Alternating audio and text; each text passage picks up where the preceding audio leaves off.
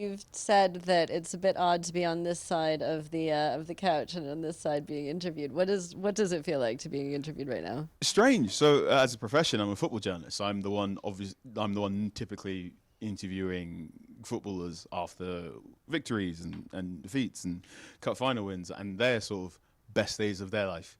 Where now I have to answer questions on what's probably one of the better days of my life. I'm just like, oh. I think that was very articulate. That was really, really good.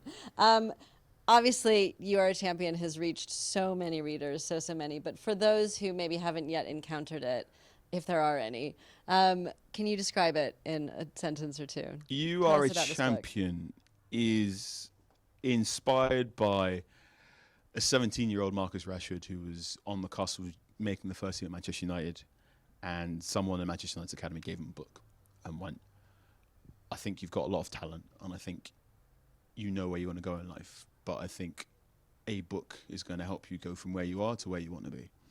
And Marcus read that book over and over again, and he reads it once a year, and he goes through with it with pencil, and he's always taking new things from it.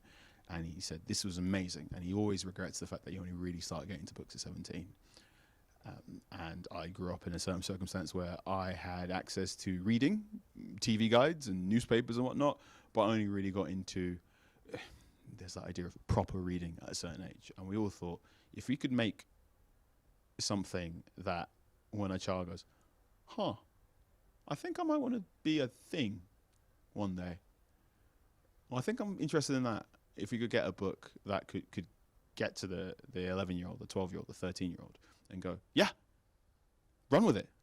Like, you can do whatever you want. And then there's no limits. And the final page, I'm sorry, I'm going to give you spoilers here, but the final page is very much, there is absolutely no limits on your capability to dream and to act upon those dreams. And we thought if we could give that to children and give them a potent form of empathy and a potent sort of, you're allowed to be you. You're allowed to be the greatest version of you that you want all the time. And also, if you can't be the great version of you on a Tuesday, but you can be on Thursday, that's fine too. And that was the intention of the book. And I'm so thankful it's resonated with so many people. It's incredible. And of those many people with whom it's resonated, of those 11, 12, 13-year-olds, have there been any particular responses or any particular sort of group that has really meant a lot to you or has stood out to you? There are times when I'm not having a great day and my mental health isn't great, and I do go into Marcus Rashford's social media and I see there are children or school teachers or parents of children that say, my child's read your book. I'm like, whew, okay, it's getting better. Things are good. There's one that always sticks with me.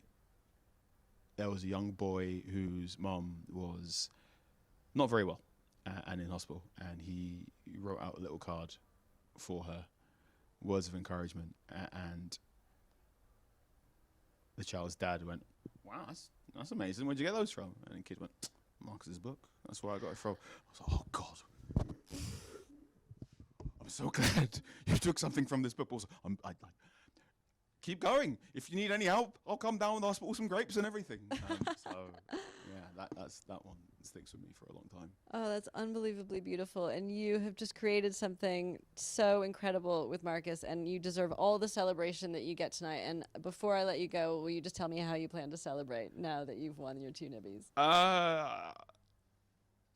More book edits. I've got to write another one, Marcus. That's the cool thing. More book edits is not celebration. I reject that answer. I think what I'd probably do is I'll probably treat myself to reading another book. So the first book came together in about 3 or 4 months, which meant I spent 3 or 4 months not reading too many other books because I was writing a book very quickly. So now I'm going to have a nice summer. There's no football, men's football on. There's the Women's Euros, and I'll probably read like a very nice stack of books every single week. So I'm looking forward to that. Doing some jigsaw puzzles and some crosswords as well.